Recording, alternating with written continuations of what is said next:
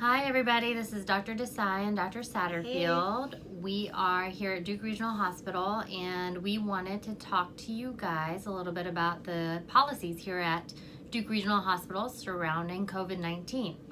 We've been in the office a lot lately and we've been getting a lot of questions from our patients, and so we thought putting together a video to answer some of those questions would be helpful for you guys. So I'm going to do the asking and Dr. Satterfield's going to do the answering. So we're going to start with who is being tested and when are they being tested?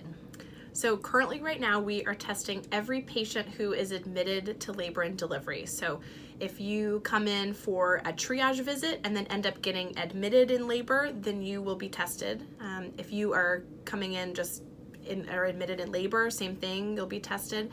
And anyone who is coming in for a scheduled induction or a scheduled C-section is also being tested on arrival. Great. And how about the partners? Are the partners being tested as well?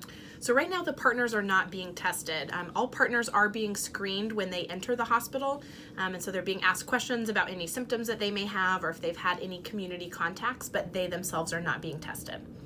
Great. So just to clarify, the screening is just a questionnaire that everybody is asked when they enter the hospital. Yes. And then the test is the actual nasal swab that's being done. And that is being done here by the respiratory therapists who are super proficient and super fast at getting a good test done. And most patients have been saying it's really not as bad as they expected. Not looking forward to it, but sounds good. So what if I am positive? What happens to me and what happens to my baby? So if a patient tests positive during their admission, at that point what we ask is that their partner can still stay with them, which is really important. So no one is going to be laboring alone. However, the partner will be required to wear a mask at all times, and they cannot leave the room for any reason. If they do have to leave the hospital, they won't be allowed re-entry. And then for the patients, what you'll notice is that then your room will go on an isolation status, and so anyone coming in is going to be wearing kind of the full protective gear, and that way we can all do the best job taking care of you, but also staying safe. And then after delivery, the pediatricians will talk to you about the option of either separation from your infant or the infant rooming in. And that they just sort of go through all of kind of the risks versus benefits, and it's a shared decision making. So no one is going to mandate that your baby be separated from you, but again, just kind of talking to you about your options.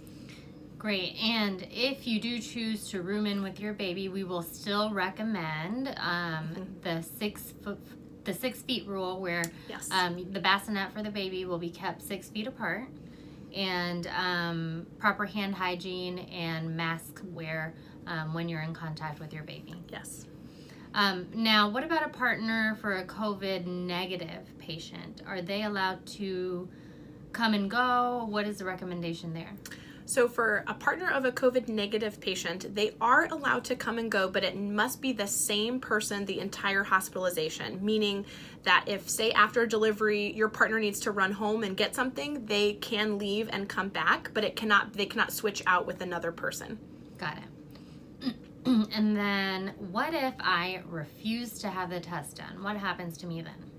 So if anyone refuses to have the test done, then they are considered a PUI, or a person under investigation, and that is considered essentially the same as a positive test. So everyone will still wear all the protective gear, their partner will not be able to come or go, and then afterwards the pediatricians will still have the discussion regarding separation. Right. And just one thing I wanted to add is that if you are positive, you will stay in the same room from admission to discharge. I'm not sure if Dr. Satterfield mentioned that. I did not mention that. So yes, you will not be transferring from your labor and delivery room over to the postpartum floor in order to just keep everything as contained as possible. You will stay in your same labor and delivery room, and then we're working on discharging COVID positive patients. If everything else clinically is stable, then discharging at 24 hours. So actually getting you home quicker, and that we've actually been trying to do that for really every patient, working towards discharge, around that 24-hour mark if possible. And what about my baby? If I am positive, or is there anything I need to know about newborn care that's different? So, if you are positive, the pediatricians are really going to do a great job of explaining what needs to continue happening once you go home. It is the recommendation that, at least for a certain amount of time, typically 14 days, that you are, using all of the proper hand hygiene, that you are using a mask or facial covering when you are holding or breastfeeding the baby, and that if possible, having then another caregiver, in contact with them when you are not directly nursing or holding them. Okay, and last question. You mentioned breastfeeding. What are the recommendations around breastfeeding and COVID in pregnancy? So right now, the recommendations are that they're one of two options. One, that if you do choose to directly breastfeed your infant, that is okay. We don't have information thus far that says that the virus is transmitted through breast milk. And so it is safe to breastfeed, but again, same thing, making sure you are wearing a mask while you're doing so and attempting not to cough or sort of, breathe directly into the infant's face without a covering, and then also really appropriate hand hygiene. The other option is that you can pump and have somebody else, another caregiver, give the expressed breast milk in a bottle if you choose to do that as well. So if I choose separation when I'm counseled about the risks and benefits, if I choose separation, I can still pump milk and have somebody else provide that milk to my baby. Yes. You also have the option in the hospital to provide donor breast milk if while your milk is waiting to come in, if your baby is separated from you and needs milk, that's always an option as well. Great. As always, we're here for you to answer any questions in the office, on our triage line, on the patient portal. Let us know. We're all pretty familiar with the policies now, and yes.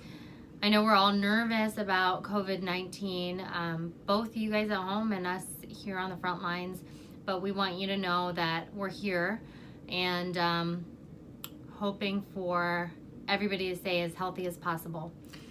At the end of the day, your delivery experience is still very important and matters a lot to us. And so we are here to give you the best experience possible while still, abiding by all of these new rules and guidelines, okay? And also, for clarification, that was a hypothetical baby that I was talking about. So Dr. Desai is not pregnant. No. Neither am I. All right, guys. Hope you're all doing well. Stay safe. See you in the office. Take care. Take care.